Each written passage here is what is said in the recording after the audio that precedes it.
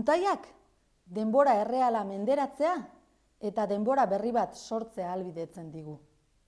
Denbora berri horri, denbora dramatikoa esaten diogu. Denbora dramatiko horrek, eszenaren zama dramatikoa handitzen du eta ikus-entzunezkoaren erritmoan eragiten, zuzenean. Erritmoaren aldaketa hori da, hain zuzen, ikusleen erantzun emozionala gidatzen duena. Izan ere, erritmo biziak intentsitatea iradokitzen du. Erritmo motelak berriz, nekatu egiten du. Ikus ditzagun, gure ikus-entzunezkoari erritmoa sortzen lagunduko diguten elementuak zeintzuk diren.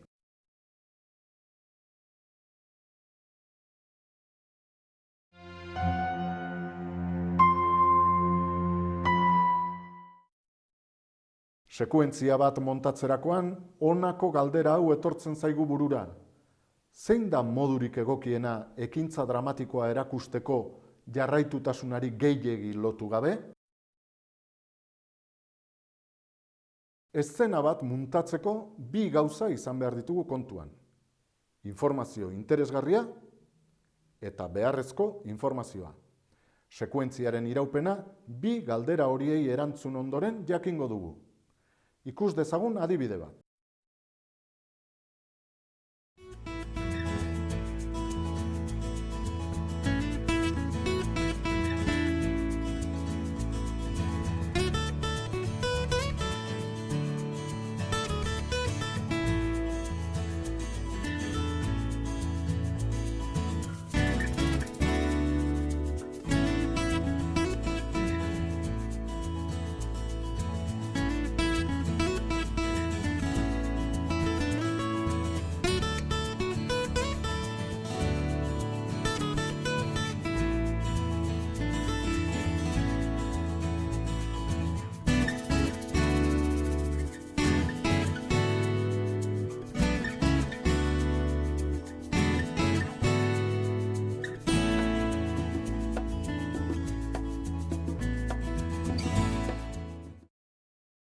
Lehenengo muntaiak presa duen pertsonaia bat erakusten digu, baina luze egiten da.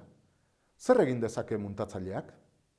Daukan materiala estutzeko moduak aurkitu, eszenak pantailan ahalik eta modurik laburrenean erakusteko. Ikus dezagun beste adibide bat.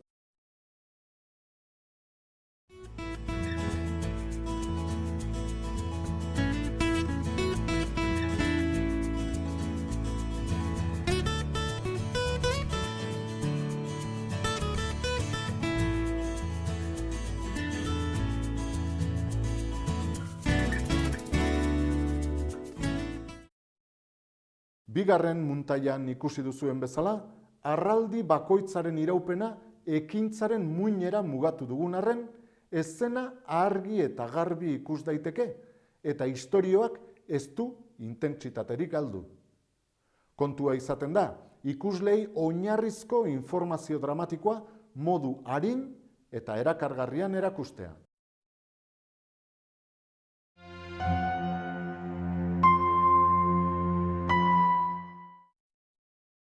Muntatzen ari garenean, beti egiten dizkiogu antzeko galdera geure buruari. Noiz moztu behar dut planoa? Noiz sartu behar dut lehen plano bat? Txertatzeko plano batez lortuko alnuke ikusleen zirrara?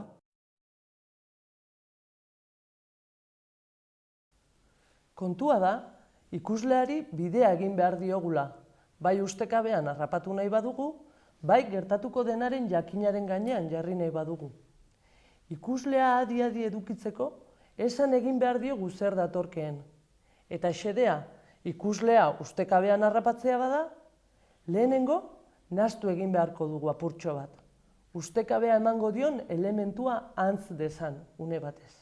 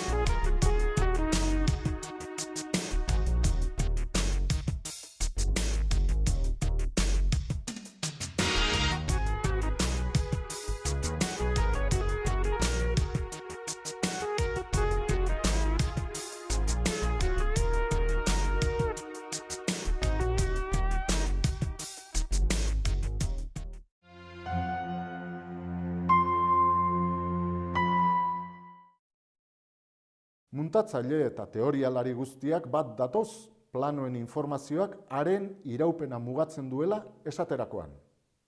Izan ere, plano orokor batek informazio karga handiagoa daukanez, gehiago iraun beharko luke pantailan, lehen plano batek baino.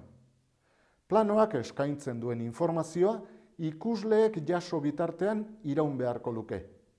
Gainera, informazioa berria bada, denbora gehiago iraun beharko luke pantailan, informazio bera behin edo birritan emandakoa bada baino. Mugimendua daukaten arraldiek, arraldi finkoek baino iraupen handiagoa eskatzen dute.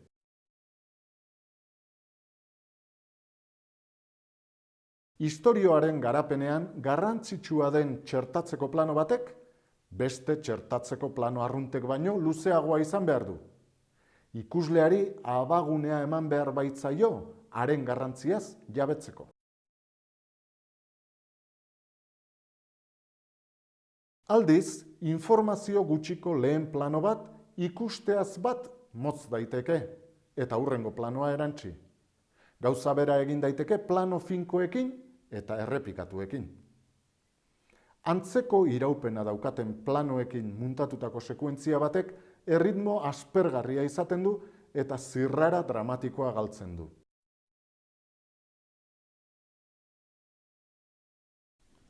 Muntatzaileak muntatu behar duen material aurrean duelarik, egin behar duen lehenengo lana, eszenaren izaera emozionala ezagutzea da. Horretarako, aktoreen lana errespetatu behar du. Elkarrizketa bateko bi lerroen arteko tartea esate baterako, ez da ezaba daitekeen zerbait. Aktorearen joko dramatikoaren parte baizik. Aktoreen jokoa errespetatuz eta narrazioaren esentzia ulertuz, sekuentzia osatuko duten planoen luzera egokia erabaki ahal izango dugu. Izan ere, joko dramatikoa eta narrazioaren esentzia dira muntatzailearen giltzarria nagusiak.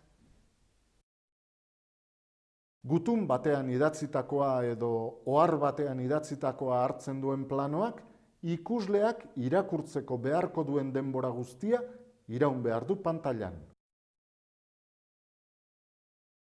Beste kasuetan baina, geldi dagoen objektu bat erakusten duen txertatzeko planoak, errebolber bat hiltzailearen eskuetako batean erakusten duenak kasu, informazio gutxi ematen du. Gainera, hiltzaileak eskuan errebolber bat daukala badakigu. Horregatik, aski izaten dira segundo gutxi batzuk planoak adierazgarritasunik gorena lor dezan.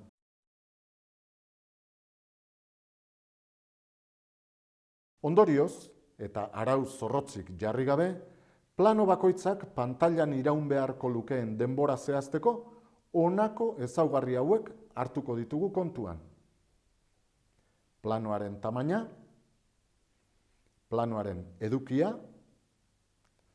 mugimendua eta testu inguruan hartzen duen lekua.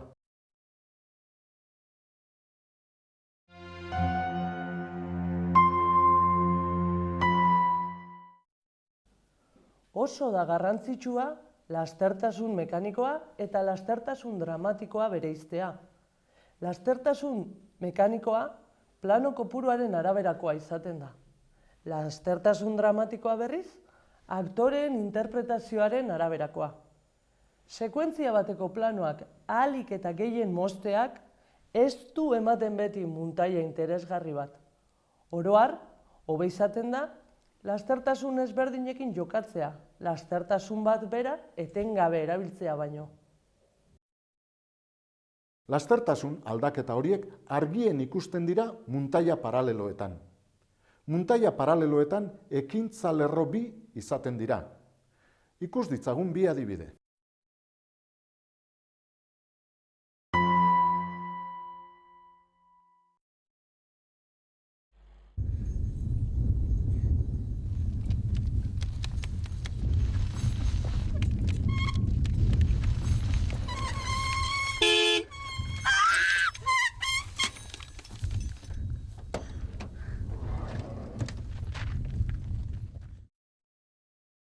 Sekuentzia muntatzeko hondamendiaren arrazoien agerpen ordena izan dugu kontuan. Horregatik, lehenengo balaztak, gero autoa bidegurutzean, gero amildegia, eta azkenean erorketa erakutsi ditugu. Plano batzuk segundo bat baino gutxiago irauten dute. Bukaerako planoak are laburragoak dira. Horri esker lortu dugu eszenaren erritmoa bizkortzea, batez ere bukaera aldera.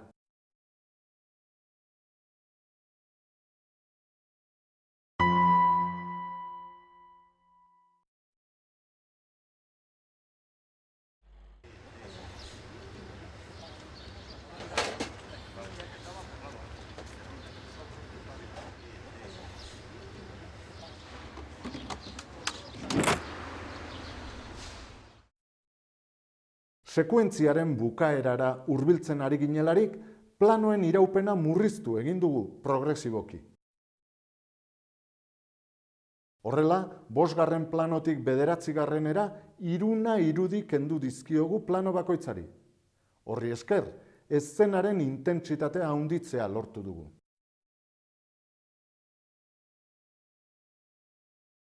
Emaitzaren aurrean esan dezakegu, zuzendaria dela aktoreei esan behar diena zein diren eszenari dagozkion erritmo eta lastertasun egokienak. Zuzendariak lan hori behar bezala egiten badu, gero, muntaia gelan, ekintzaren erritmoa eta planoen barne erritmoa berez sortuko dira. Izan ere, sekuentzia bat aktoreek motel samar antzeztu badute, sekuentzia motela izango da, nahiz eta muntaian irudi asko kendu.